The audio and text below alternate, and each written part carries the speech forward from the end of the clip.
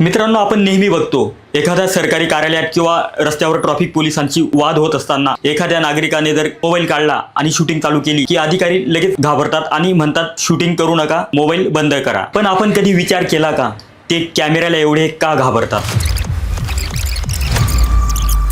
मित्रांनो नमस्कार, मी प्रमोद पवार. आज आपल्यासाठी अतिशय महत्त्वाची माहिती घेऊन आलो आहे. व्हिडिओ पूर्ण बघा, व्हिडिओला लाईक, शेअर आणि सबस्क्राईब नक्की करा. कुठलाही सरकारी अधिकारी कर्मचारी हा जनतेचा सेवक असतो.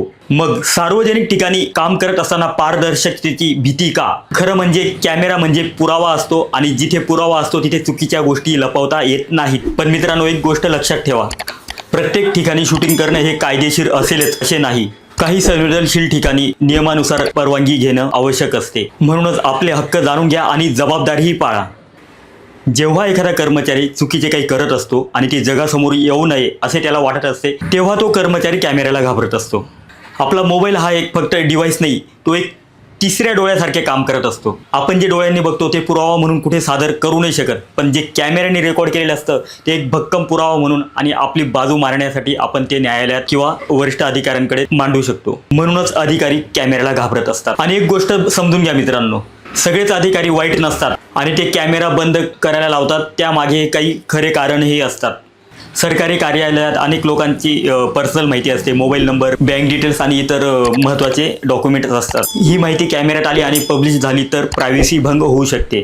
पण इथे एक प्रश्न निर्माण होतो, जर कर्मचाऱ्यांना जनतेच्या गुपित आणि पर्सनल माहितीची एवढीच काळजी असेल तर सरकारी कार्यालयात काही विना आय कार्डचे लोक फिरत असतात.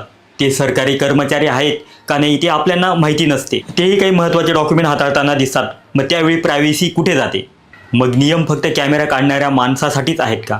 अनेक वेळा अधिकारी कर्मचारी आपल्याला सांगतात की कॅमेरा बंद करा नाहीतर गुन्हा दाखल होईल.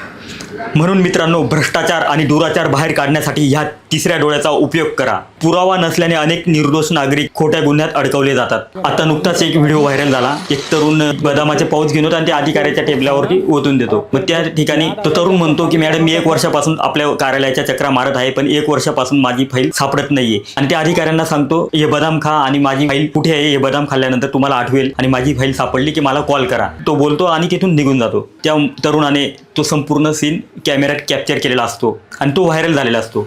पण त्यानंतर ती अधिकारी काय म्हणते बघा. बोलते हुए चले गया कि इतने दिन तक पेंडिंग है मेरा फाइल और मुझे डायरेक्ट नामांतरण की आदेश की कॉपी दूं, मैं प्रकाशन नहीं छपवाऊंगा इसको.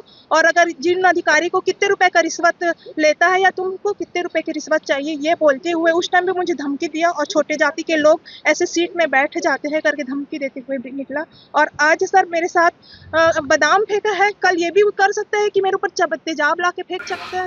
आता विचार करा, जर समजा त्या मुलाने जर कॅमेऱ्यात शूटिंग केले नसते तर आज उलटा तो जेलमध्ये राहिला असता, त्याला अडकवण्यात आले असते. त्याच्याकडे भक्कम पुरावा होता, व्हिडिओ शूटिंग, म्हणून तो वाचला.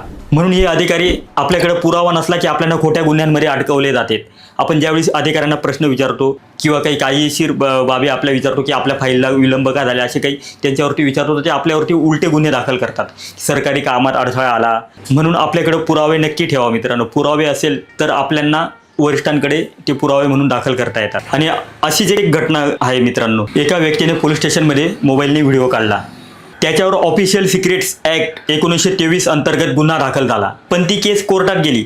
कोर्टाने निकाल दिला की फक्त शूटिंग काढल्याने हा कायदा लागू होत नाही, म्हणून FIR रद्द करण्यात आली.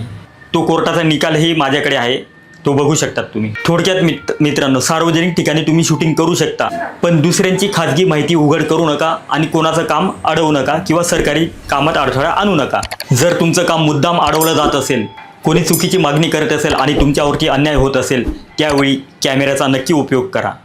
मित्रांनो, व्हिडिओ आवडला असल्यास व्हिडिओला लाईक करा, शेअर करा आणि सबस्क्राईब करा.